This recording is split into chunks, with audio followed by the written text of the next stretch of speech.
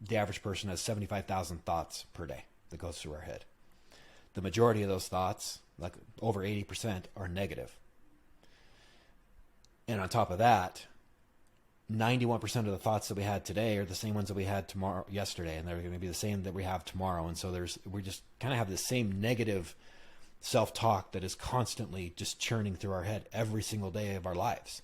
And we only have about 10% of variability where we actually can shift that and change the narrative inside our own heads. If we have this belief about ourselves, well, I'm a failure in life, and this is what you say to yourself, like, I wish I was so much further in life. I should be skinny, but I'm not. I'm fat, and I'm always going to be fat, and I've done these other diets before, and I failed on those because I just fail from dieting, and I have a terrible relationship with food, and they have all these things that they're saying to themselves. And they can draw on other experiences with diets and be like, well, I tried this diet, I worked with this trainer, I did this thing, I did this boot camp, and I all failed. And it's all proof to them, it's evidence to them that, yeah, they are failures. If those are the beliefs that we hold about ourselves.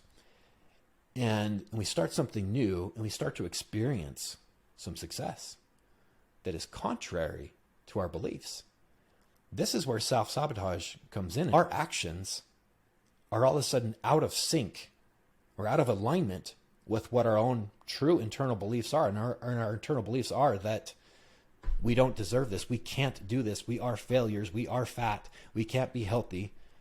And so we have this like correction that we make because we want to be congruent as humans. We want to be consistent as humans. And this, even if it means going backwards and doing something negative to ourselves, unconsciously, we do that.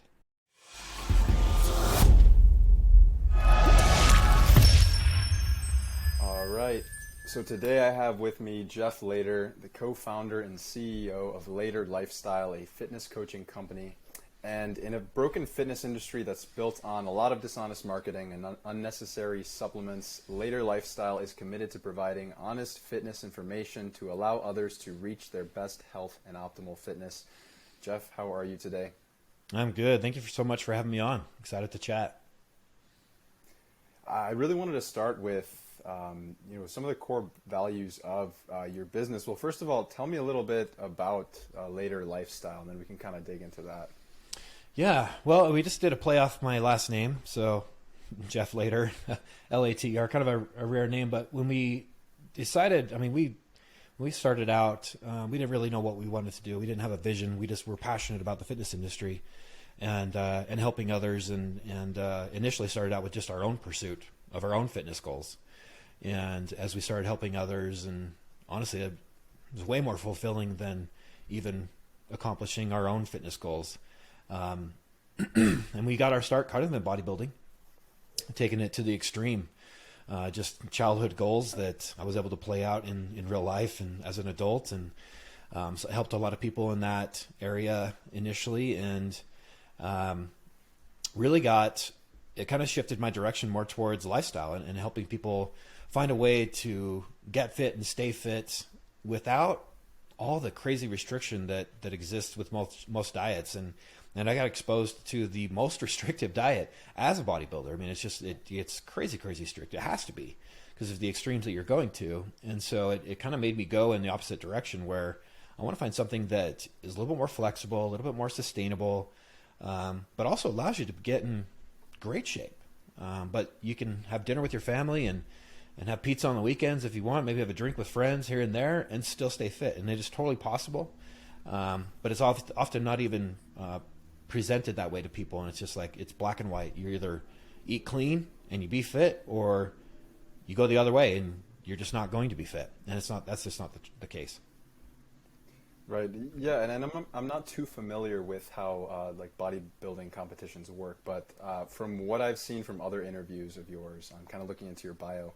You did quite a few shows before you earned that pro card, right? I sure did.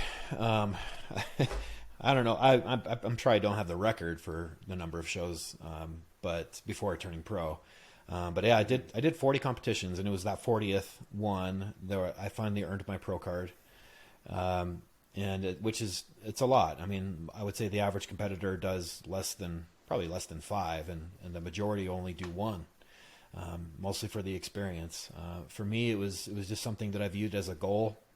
I got started a little bit later than most people do. on the competition scene. And so I really went all after it, went all in on it. And the goal was to turn pro, and that was my finish line. And so once I achieved that, I retired from competing. Okay. And you were working during that time, I'm assuming, elsewhere. Yeah, well, I was initially, and then in 2012 went full time with coaching entirely, and that was my only source of income. And did that? And the reason I bring that up is because you mentioned kind of like this argument that I hear a lot with bodybuilding, and I don't even know if it's really like an argument. I think most people would probably agree that it's taking it to the unhealthy extreme. Whereas there's a lot of people that think that health is this perfect shredded physique where you don't have an ounce of body fat on you and you're pretty big and muscular. But I think from what I know, and you can tell me if you agree or not, I think that getting to that sort of extreme in a lot of ways is not very healthy. So for you, did that kind of start to take a toll on you, that building up and then cutting phases like over and over and over again? Was that something that led you to create this sort of more balanced later lifestyle company? Absolutely. As you said, I think when you see a fit person that is really, really lean, I don't know if everyone else views that as healthy or not. I think ideally you're like, oh yeah, well, they don't have very much body fat, so they're healthy. But when you're competing, by the time you're on stage and you're like, as dialed in as you could possibly be, you are not healthy. In fact, for most women, their menstrual cycle had stopped months prior, which is a sign of, nutrient deficiency, of extreme caloric deficit. That can happen in a diet too, but it's almost expected for a competitor. And it's just very, very extreme. So, are you healthy by the time you get on stage and what you see on magazines? No, you're not. Can you be? Yes. Probably not when you're all the way dialed down and you're on stage, but you can be pretty close to that and still be healthy. And that is a little bit of a misconception, because there are some people that'll take a very hard stance against that and say that you can't be super, super lean and healthy at the same time, which I completely disagree. It is possible. It's maybe not possible for everybody, but you can have like perfect blood work, which I do, and be very, very lean. Maybe not like stage ready, but that's not realistic to walk around at anyway. You don't feel good. You feel like crap, actually, by the time you're that lean. You just don't function well. Okay. And so what would be kind of the dangers there with getting so lean? I mean, you mentioned, losing your period. Something that I've heard, but I'm not sure is true, is like your testosterone levels could drop. What else is kind of like the unhealthy side of cutting that much? Yeah, well, your body has a natural response to a caloric deficit, and it's simply there to help us survive as a species. So it's kind of your natural defense mechanism. So as you start to decrease calories and increase activity, it puts you into a caloric deficit. So it really does kind of come down to calories in versus calories out. And if there's more calories out than calories coming in, you're going to lose weight. Maybe that's muscle, maybe it's fat, but as a result, your body adapts to that. So it's something that's known as metabolic adaptation. And what happens is your thyroid output decreases. And it's doing that. The reason why it's doing that is because it views weight loss as a threat. It's a threat to your survival. It doesn't know the difference between starvation and a diet. It's like, oh no, we're in a diet mode. We're not in starvation mode. Don't worry. Your body doesn't know the difference. It's basically just saying, look, we're not getting enough. This is not good. We are losing weight. We need to do everything we can to prevent that weight loss. And so what it does is it slows its metabolic rate by lowering thyroid output. It also will lower testosterone levels in men and women. It can disrupt all sorts of reproductive hormones. So you see that with women a lot, where and the reason why a menstrual cycle stops is because it doesn't view that as a necessary process to keep you alive. And so it'll shut off unnecessary processes if resources are limited, which they are in an extreme deficit. And this can happen with any given fad diet, because some of those are often very, very strict, very extreme. And if you do it for a long period of time, you're guaranteed to have a severe metabolic adaptation. So it is normal and natural for that to happen, but competitors take it to the extreme, and you can reverse yourself out of it It's just that most people don't do that very effectively or at all. But it is something that competitors are a little bit more aware of, but the average dieter is not. And so the average dieter runs into a lot of problems later. And again, this is one of the reasons why people plateau, is just that adaptation. And they don't do things to protect their hormones or their metabolism. Is this where, this concept of reverse dieting comes in to kind of prevent that metabolic adaptation? It's not going to prevent metabolic adaptation, but if somebody has become adapted in a diet, it can be a method to help climb their way out of that. So let's say you start out your diet and you've been accustomed to eating 3,000 calories.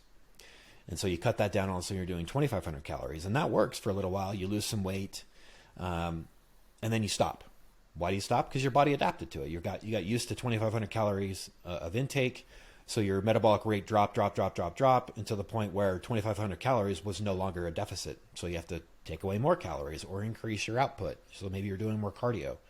And that just continues. And if people don't do things in that process, then they're going to experience a very severe metabolic adaptation.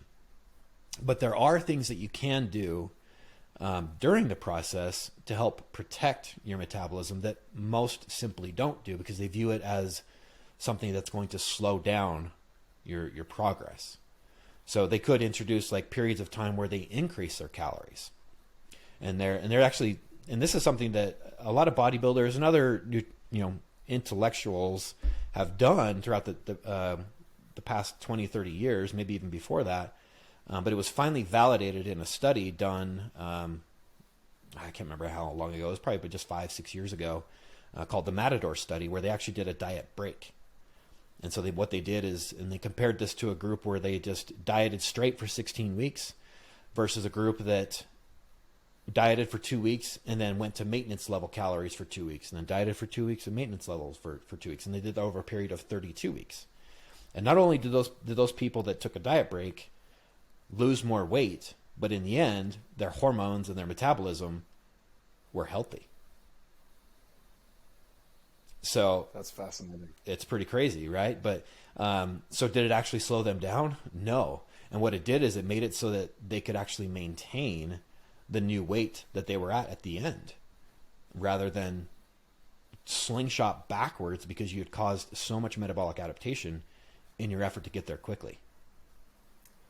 Yeah, I hear you on that. I think that's one of the biggest issues with most people that are trying to lose weight, is that they just go in too hard, too fast, and then they get to that point where they're just not losing weight, and then they panic, and then they drop more, and then it becomes a vicious cycle where they might become, they might not be able to sleep so well. Their, sexual function just is gone. Mm-hmm.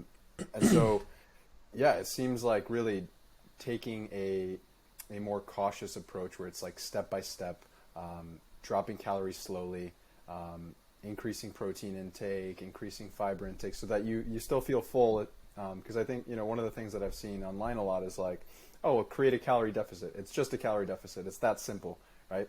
But it's well, yeah, it is. But, creating it practically is where it can get kind of tough for people. Yeah, and it is that simple, because that is what's required in order to lose weight. But if that's the only thing that you do, then your body's going to respond the way it's supposed to in trying to protect itself. And so what people will do is, so let's take keto, for example. Mm-hmm. It's very popular, but it could be any given diet. But the thing about keto is it's supposed to, the claims and the benefits that people mentioned about it is that you can lose weight fast. And that's very appealing. That's what everyone wants. Well, if you could lose it fast, why wouldn't you? Of course. So let's say you lose 30 pounds in 30 days. In order to do that, you'd have to really scale back on your calories. And just due to the way that ketogenic diet is designed, you're not eating any carbs. And carbs attract water. It's part of the second half of the word, carbohydrate, right? People don't even realize that. So if you remove carbs from your diet, then you're automatically going to drop a certain amount of body water. So that results in the initial acute weight loss. It's not fat, it's just weight that your body actually needs, because you need to have a certain level of hydration. So you drop that water, and then you do drop fat, most likely, over that period of time. So let's say 10 pounds of the 30 pounds that you lose over 30 days is water. And then you lose 10 pounds of fat. Well, what's the other 10 pounds? Well, due to the fact that the way keto is designed and that it needs to be very low protein, because if you eat too much protein, it'll actually kick you out of ketosis. People don't realize this. They think everyone's just eating steaks and all sorts of protein with it, but you can't. It would kick you out of ketosis. It's going to cause an insulin response. So you have to eat low amounts of protein to the extent that it's not supporting the muscle mass that you have. So what's that other 10 pounds? Muscle. And so when you lose that, and that might be a little bit more, but in some cases it could be. You lose 10 pounds of muscle, 10 pounds of fat, 10 pounds of water. When you regain those 30 pounds, not if, but when, you're going to gain back those 10 pounds of water, those 10 pounds of fat, but you're not going to regain the 10 pounds of muscle. Why would you? You didn't do anything to regain it. So what you regain is 10 additional pounds of fat. And typically we tend to overshoot. So we don't just gain back those 30 pounds. We gain back, let's say 40. And 30 of those pounds now are fat. Whereas before it was only 10. So are you better off? No, you're worse off. And not only that, there's all sorts of metabolic adaptation that happened in that time. So you have downregulated thyroid output, you have downregulated testosterone output, progesterone output's down, leptin levels, which has a lot to do with fat loss or fat gain, that's depleted. Hunger is through the roof. And so people binge, they eat all this food, they're like, oh my gosh, I can finally eat normal because I lost those 30 pounds. And they're surprised 10 days later that they're up 40. So this is the evil cycle that the fitness industry has created. And it's bad. Yeah, that's a perfect segue, because that perfectly explains a lot of, looking through your website on the About section, you're very much about, I believe one of your core values is no BS. Yep. And so it's that's our first one. What I think, the fitness industry is all about that. I mean, the perfect example is V-Shred. Somehow he's still like kicking. He's very good at marketing. On YouTube. He is. Yeah. Yeah, and so that's really what it is. It's like all of these dishonest claims about what keto can or can't do, what vegan can or can't do, what carnivore or paleo, like all of these different things. And I think people try to make it a little bit more complicated than it needs to be for the majority of people. I think that for the general population, it's like it doesn't need to be that complicated of like looking at all these mechanistic studies and trying to make that into an actual like population-based like result, because that's not going to happen. It's like one of the things that you hear with keto is like, well, you're burning more fat. It's like, okay, but where's that fat coming from? It's coming from your diet, right? Yeah, it's because you're consuming more fat. By necessity, your body's going to have to burn more fat. Right. It's a terrible argument. Yeah. Yeah. Right. So what else do you see that's kind of wrong with the fitness industry that that maybe most people aren't really aware of? I mean, obviously we touched on keto, but you could say those things about almost any other approach, any other diet. And so you end up with a lot of, as you said, you mentioned V-Shred, but that's just one of many. They're just trying to, like the advertisements and the marketing, they're preying on your insecurities, right? So they say the things that we want to hear, but they're not necessarily going to be true. It's just that we want them to be true. So you could classify a lot of people into that category, but I would say maybe one of the next biggest issues is just the people that are actually claiming to be experts.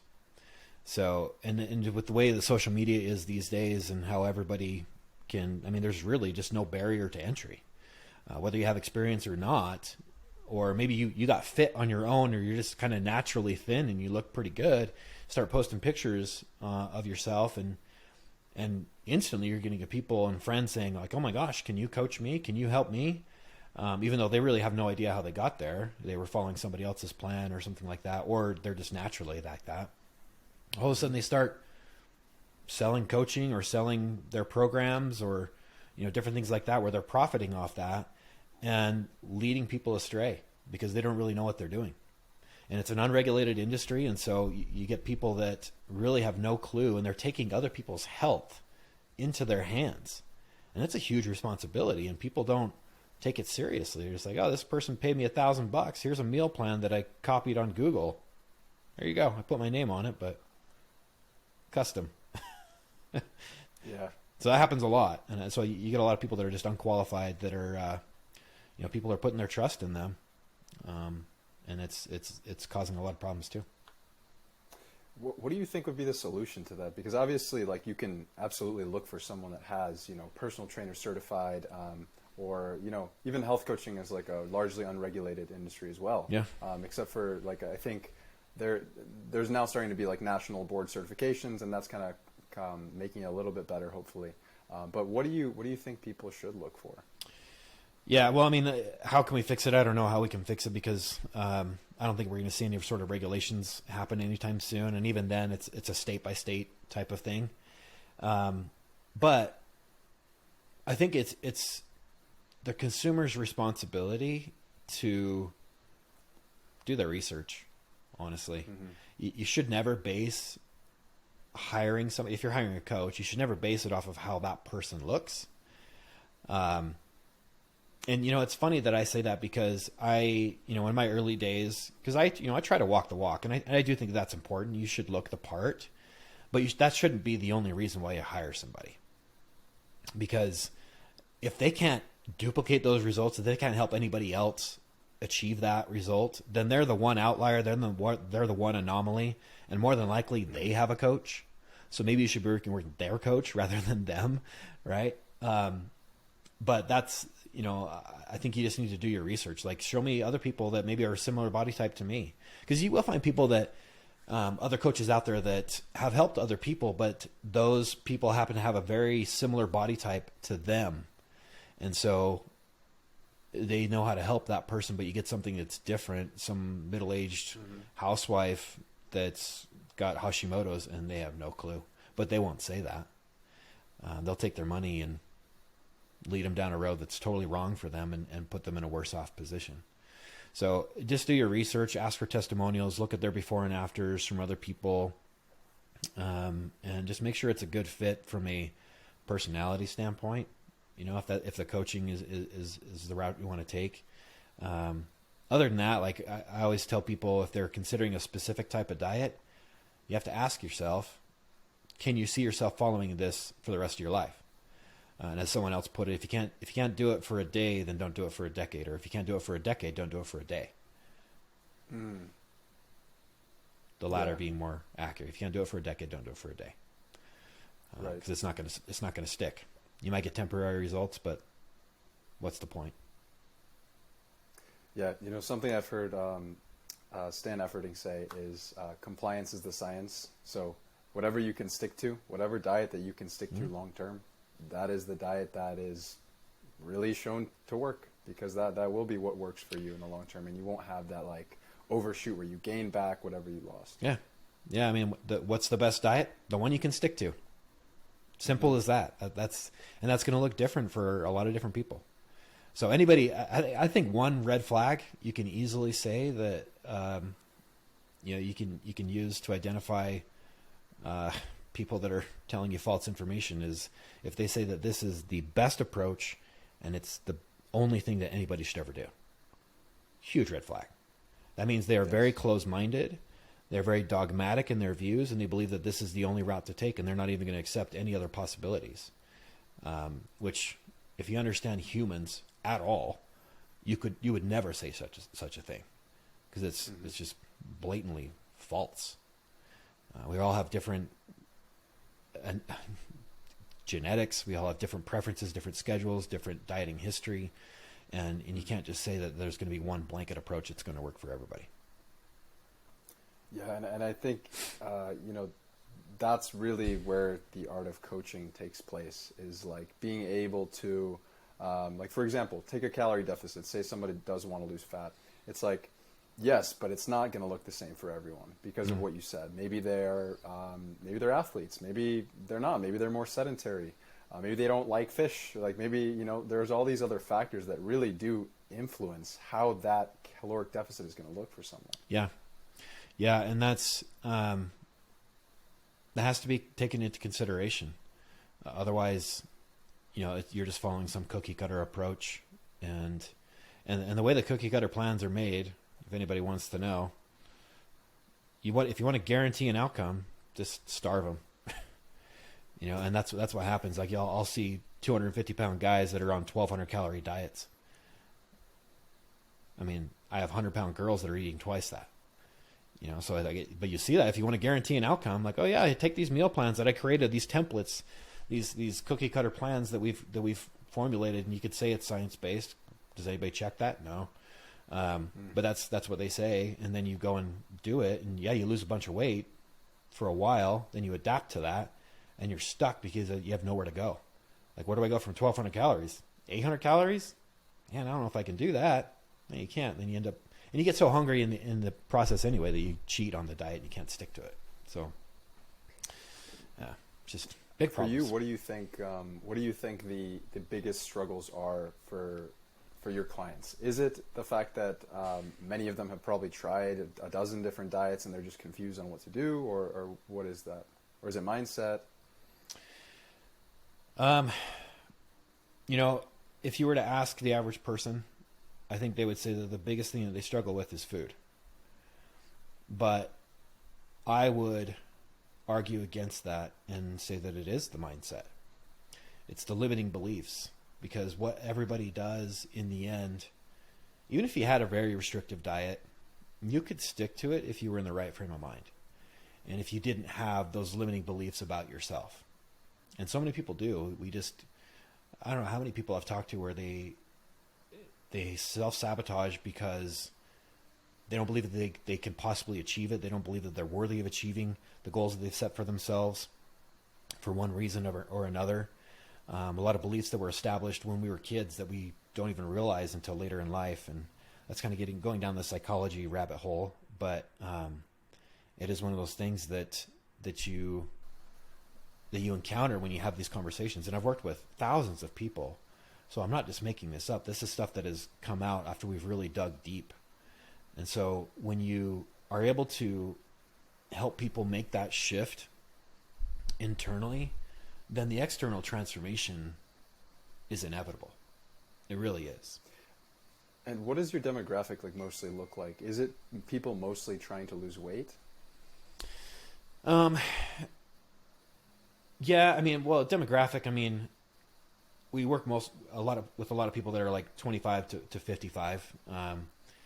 But the goal that most people have is, to lose weight. We'll get people that are like, I want to build muscle, and or they say they want to do both. And some people want to take it even further and get on stage. Some people want to do a photo shoot, or like there's a big birthday coming up. For some reason, we've had a lot of people that are turning 50 and they want to look amazing for their 50th birthday, which is a great goal, and it's totally possible. You can be in your best shape at the age of 50, even better than you were in high school. And I've seen plenty of people do it. But yeah, fat loss is always it's the biggest problem. Fat loss. And, going off of the kind of coaching side of things, for you, what is the thing that you're the most passionate about, or that you get the most passionate about? Like, let's say you're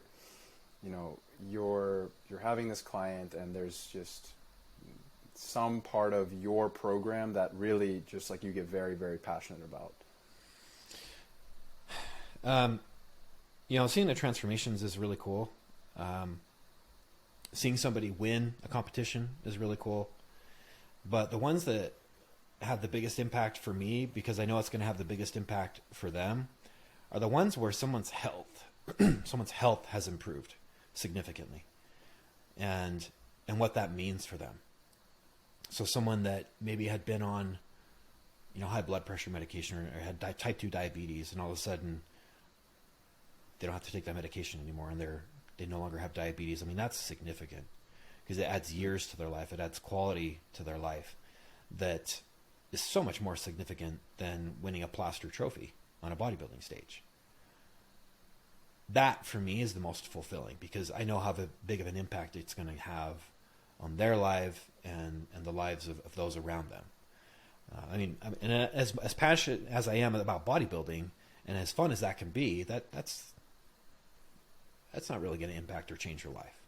it can do a lot of things for you. It can teach you a lot of empowerment and show you that you can do hard things and teach you discipline and teach you a lot of things for sure. But in terms of like impact and what I get the most fulfillment out of, it's that, improving someone's health. What would you say have been like your biggest learning lessons in learning how to be a better coach? Because I think, I think it is still relevant even to those who don't coach like as a job. I think just learning how to be a better coach can really serve a lot of people, just to to be a better leader, to inspire people more, to encourage. What are some of those kind of like habits that you have that really make you a better coach? I always have been of the belief, and this was probably just due to the feeling of, the whole imposter syndrome when I first started, is that I couldn't help people if I couldn't help myself. And I don't even mean that from a fitness standpoint. I mean that from like a personal development standpoint. And so that's been the focus of my morning routines and my studies, because I'm always learning and reading something at all times. Most of the time it's more than one thing, which causes some confusion sometimes. Like, which book was I reading? Yeah. But yeah, just constantly working on myself, I think has allowed me to grow the most as a leader for my company, as an effective coach for other people. That's huge. But I think, in terms of like our coaching style and what really impacts others, I mean, very simply, you have to care. If you don't truly care about that person, then you're not going to show up for them. You're not going to go the extra mile that really might be the difference maker between them succeeding or failing. And so that's all. If I died today, that's what I would want to be known for, is that he really cared about the people he worked with, and it showed in the way that he coached. That's what I would want to be said. I think that's,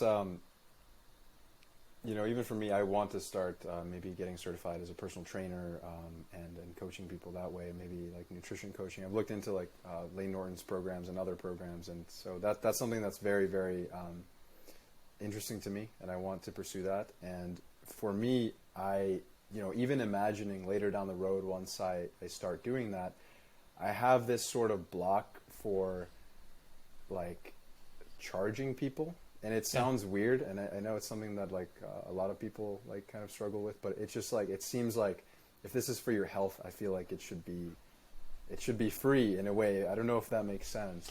It does, because that's how I felt when I started too. I mean, like I said, when I first started with my fitness journey, it was all about what I was trying to achieve for myself. It was a passion that I was pursuing from a very young age, and I don't know why, but, at the age of 14, 12, I was in the gym trying to figure things out. And maybe it was, lack of self-confidence where I was trying to improve that. But I remember when people came to me for advice, I didn't charge people when I started, honestly, because I didn't feel like it was something I could charge for. I felt like it was common sense. Like, how do you not know this? Like, yeah, I don't know. Do this, go work out like this, go eat this, and you'll make some progress. And people did, and they appreciated it. And so, yeah, I did feel guilty. And I didn't charge people much at all when I did start to charge.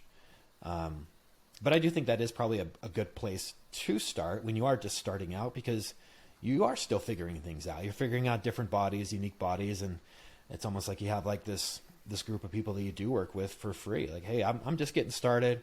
So if you're willing to work with me as like my beta group, my test group, to help me, get better as a coach, then I won't charge you. And that experience is priceless. So you gain a lot of value yourself as a coach by working with those people. But one thing that is for sure is that if you don't charge people, the likelihood of them actually following through is very low. They have no skin in the game, right? And so we have done free challenges before, and it's very interesting to see the participation rate and the engagement that I see from a free challenge, because I'll get a ton of people that sign up for it. Mm-hmm. And like an eighth of them actually do it. It's so frustrating. And and so we started charging and charging. And it's interesting to see like at what level you start to see better engagement depending on the price that you charge. And it's it's not like we're even those challenges you're never charging a ton of money, so it's not like we're making a lot of money off those things. But it's getting them to commit enough so they're like, okay, I invested some money in this, I want to get the most out of it, rather than if it's free, they just don't appreciate it. So there is that factor that you have to consider. Right. Yeah.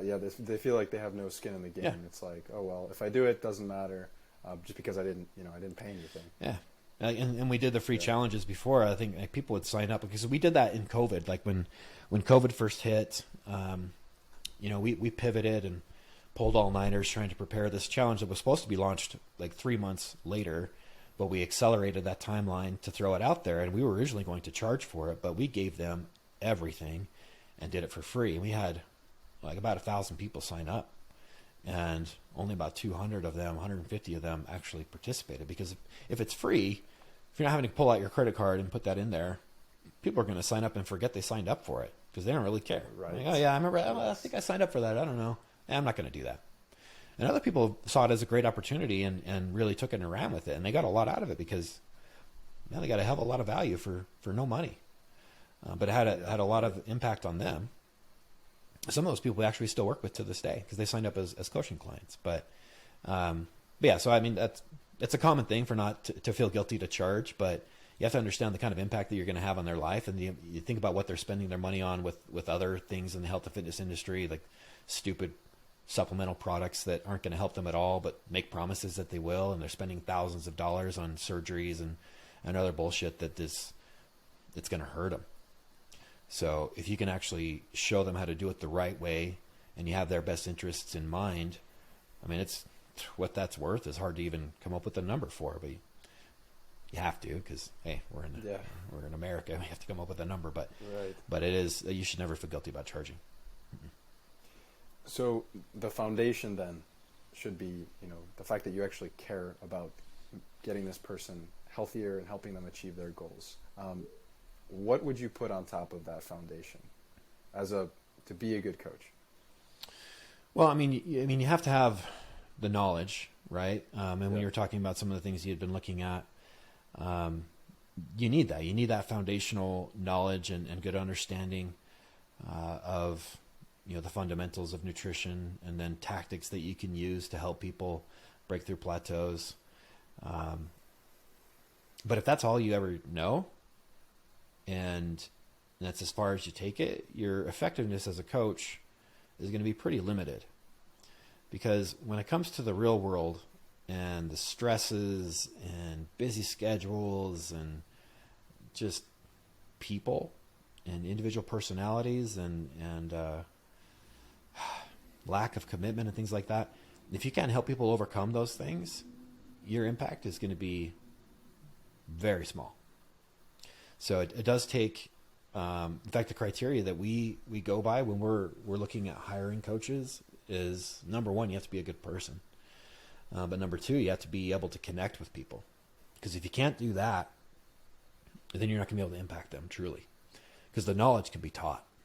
And we have an internal training process that's very rigorous, very time consuming, but it's thorough, and it makes it so that, and they're bringing something to the table when they come anyway, but we're enhancing that and making sure that they know everything they need to know. Plus they have us to fall back on. The other coaches and myself, that if they do get stuck, we're there to help them.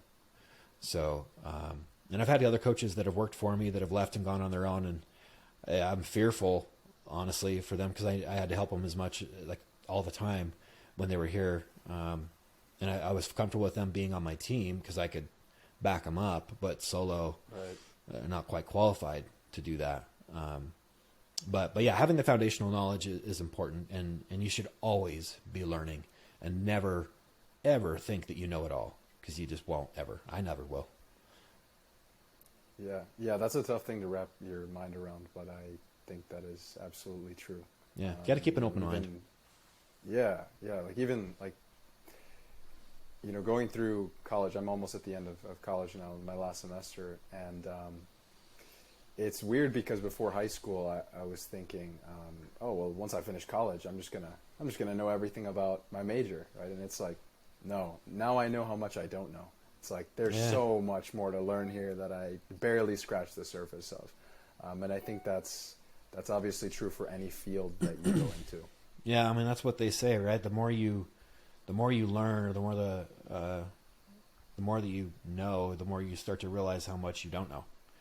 And then so the opposite is true. Like those that know very little, like high school graduates, they think they know everything, and they have no clue about the world, right? I mean, it's there's so much to learn, so much to know, and you have to remain humble and coachable and keep an open mind, and you may like there's ideas and philosophies that have shifted in my time as a coach where I realized that I was wrong and had to change my beliefs and what I taught, just because it was so I was flawed. I wasn't correct. Like what? Fasted cardio. That was a big one. You know, if everyone thought that was more effective to do cardio first thing in the morning before eating, it's going to burn more fat. It's not true. Eating meals frequently is going to boost your metabolism. That was a frequent thing, and I used to tell people that when I first started. That's not true at all. Those are two big ones, but I mean, there's a lot of things like that. I'm sure that have shifted. That just through research has come about to be like, oh well, yeah, obviously this isn't correct, and just through my own personal observations.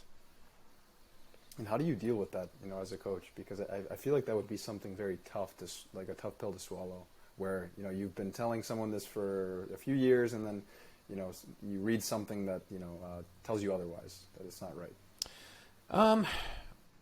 It's a tough pill to swallow if you have too big of an ego.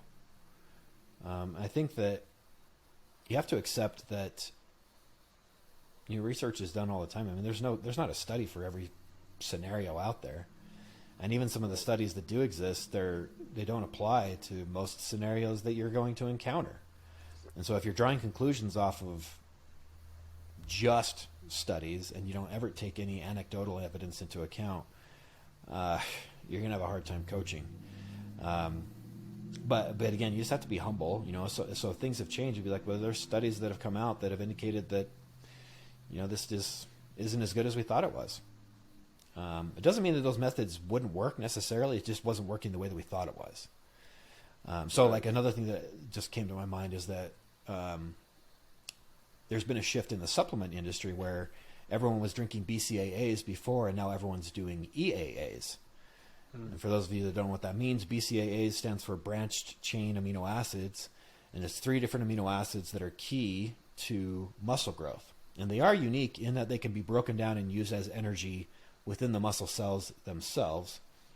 But when it comes to actually building muscle, because people would drink these during their workouts, when it comes to actually building muscle, they're not effective because you don't have the full spectrum of the amino acids. You only have 3 out of the 9 essential. So it's shifted, and there was a study that did come out, and it's probably been 5-6 years or so, maybe less, where that research changed, and you saw the supplement companies now are all coming out with EAAs, essential amino acids. So all 9 essential amino acids, which you can find in any complete protein source as well. But so it's there. You'll see memes out there where it's like, why are you drinking BCAAs when you're eating enough protein on the day? I mean, I wouldn't say that they're useless, because they can prevent muscle breakdown. They can buffer muscle breakdown. So if you are like on a long endurance run, or you're working out first thing in the morning, you don't have much in your system, they can definitely help. So they're not worthless. A lot of people like to say that they are, but they're not. But the research has changed with BCAAs in particular, and now people are going with EAAs. So that's another example. And I had no problem changing my tone on that. Yeah. What do you think are some other supplements that you bring up to most clients? I keep it very basic, and full disclosure, I do own a supplement company, and that was actually I did research and development and developed dietary supplements prior to coaching full time, but I think you need to make sure that you're getting all your micronutrient needs met, which you're going to have a very tough time doing that no matter how thorough your diet is. So a good multivitamin is important. Getting your essential fatty acids through a good quality fish oil is important. Most people are deficient in vitamin D, which is not even really a vitamin. It's more like a pro-hormone. Not a hormone. People call it a hormone. It's more of a pro-hormone. And what that means is basically it converts to a hormone once it's in your bloodstream. So vitamin D3, it's the sunshine vitamin, right? Most of us don't get enough sunshine or sunlight in our lives. And so we end up with the vitamin D deficiencies, which have a lot to do with hormone production in the body too. So it's vital to our health. And then after that, I would say it's more individual. Depends on the individual, what they might need and what they might be deficient in. But those three are key. Now, on the kind of going back to the mindset piece, what do you usually find as like common struggles with, you mentioned limiting beliefs. What else is there that you feel like people have a tough time kind of like pushing through that some mental block they have? Yeah, I mean, they could have, a lot of people have bad relationship with foods, and I think that stems from dieting as well. And just because, like, picking on keto again, if you did the ketogenic diet, you are basically taught that carbs are bad. And carbs are the reason you're fat. And if you eliminate those, you're going to get thin. You're going to lose fat. So we demonize carbs. And so if somebody eats a carb or, whether on purpose or on accident, they feel guilty. And so people, if they screwed up once, they tend to throw in the towel, and they, instead of being all in, they're all of a sudden all out. And now they're ordering 3 pizzas and binging on 3 bags of chips. They just go hog wild like that. So it creates, I think, dieting of itself and restriction in and of itself creates a bad relationship with food. So there's that. And then I think people are very mean to themselves. They have a lot of negative self-talk, and there's some crazy research that is tied to that shows, I mean, these are stats, but like the average person has 75,000 thoughts per day that goes through our head. The majority of those thoughts, like over 80%, are negative. And on top of that, 91% of the thoughts that we had today are the same ones that we had yesterday, and they're going to be the same that we have tomorrow. And so we just kind of have the same negative self-talk that is constantly just churning through our head every single day of our lives. And we only have about 10% of variability where we actually can shift that and change the narrative inside our own heads. So if you, and the thing is too, is like, I don't know if you've ever heard of cognitive dissonance, but basically if we have this belief about ourselves and what we're doing, like, so let's say it's like, well, I'm a failure in life. And this is what you say to yourself. Like, I wish I was so much further in life. I should be skinny, but I'm not. I'm fat, and I'm always going to be fat. And I've done these other diets before, and I failed on those because I just fail from dieting, and I have a terrible relationship with food. And they have all these things that they're saying to themselves. And they can draw on other experiences with diets and be like, well, I tried this diet. I worked with this trainer. I did this thing. I did this boot camp, and I all failed. And it's all proof to them. It's evidence to them that, yeah, they are failures. And they drop on that rather than instead of like saying, well, those things didn't work, and that's information. That's all it is. And they're not putting the past behind them. They're continually focusing on the rear view mirror, so to speak. But if that's the belief, if those are the beliefs that we hold about ourselves, and we start something new and we start to experience some success that is contrary to our beliefs, this is where self-sabotage comes in, and one of the reasons why it happens. Like when you get into like the psychology of it and why is it that people self-sabotage, it's because our actions are all of a sudden out of sync or out of alignment with what our own true internal beliefs are. And our internal beliefs are that we don't deserve this. We can't do this. We are failures. We are fat. We can't be healthy. And so we have this like correction that we make because we want to be congruent as humans. We want to be consistent with as humans. And this, even if it means going backwards and doing something negative to ourselves, unconsciously, we do that just because of what our beliefs are. Right. It's crazy when you think about this because it's like, well, why would you, if you're experiencing success, why would you do something contrary to that, to hurt yourself? What would be one of the strategies here? I mean, you mentioned reframing already, which would be probably a very useful tool. What else is like a mental strategy? There's a lot of different things that you can do, but I think, with each individual, you need to make sure that you are finding out more about them. Like, even if you can figure out some of the triggers and cues that have led to the beliefs that they have about themselves as is, like, some of those limiting beliefs, and then break those down. That's one, that's a lot more complicated than it sounds. It's more complicated than just stating that. Finding out someone's true why. What is it that motivates them? Why is it they want to achieve that goal? What does that goal look like? What does it feel like when you're actually there? What would it mean to you? What would it mean to others if you achieved that? I think that's important, and finding out those things, and then constant reminders, accountability, and there's a lot of it's a lot to talk about, but there's a lot of different things that need to be done in order for that to shift. But once that shift has been made, you're not all of a sudden you're aligning your actions with your beliefs, and you're heading in the direction that you want to go, rather than trying to self-correct towards a negative place that you're comfortable with. Even though you may say you're uncomfortable being fat and unhappy, that's where you're constantly drawn to, because that's the beliefs that you have about yourself. So that would be true commitment. Yeah. When everything is aligned, those beliefs and your actions are aligned. That is real commitment. It's a true shift. Yeah. Patent pending. That's what we call our method. It's a true shift method. Yeah. Is there anything else you feel like you want to add before we go? For anybody that's maybe stuck in the dieting cycle, don't get discouraged, because all it means is that you haven't found what's going to work best for you.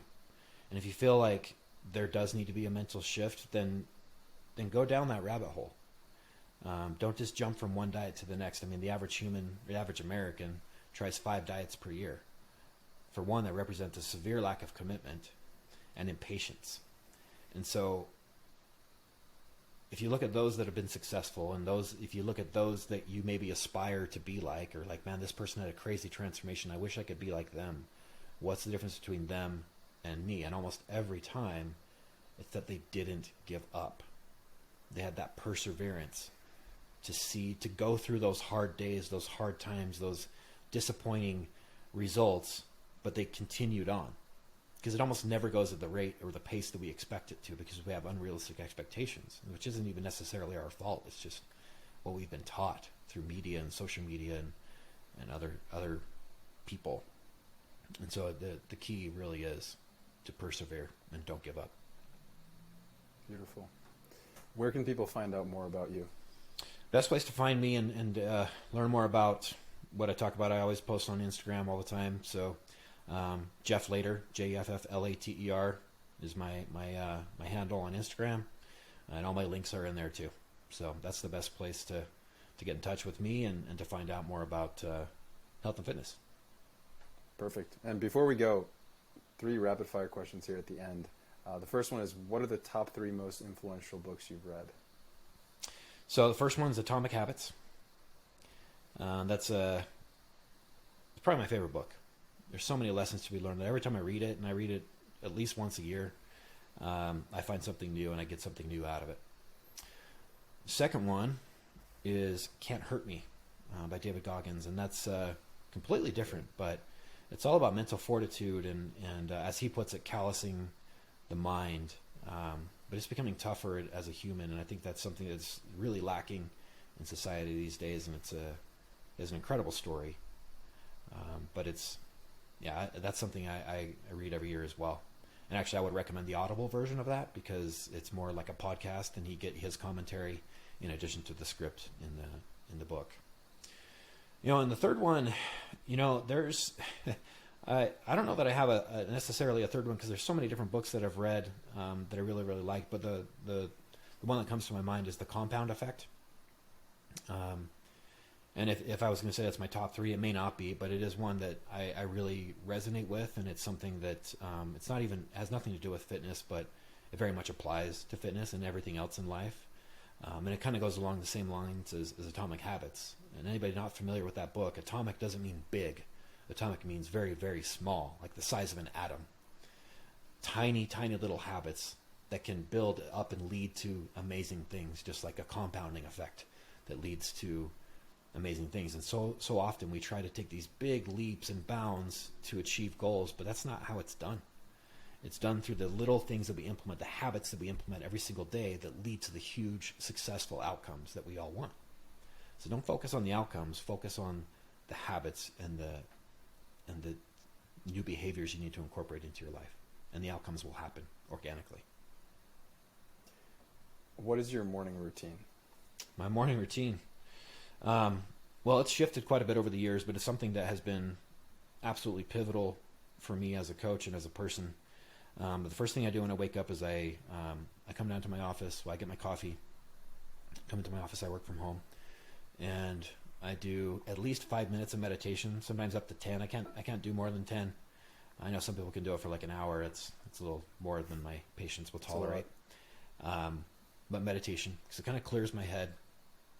And then I like to listen to something inspirational, or read, and it kind of depends on the day. And then when I mean read, I mean a book with text, not listen to it. Because I think you get something out of it differently when you're reading it. And I do that for kind of inspiration as well.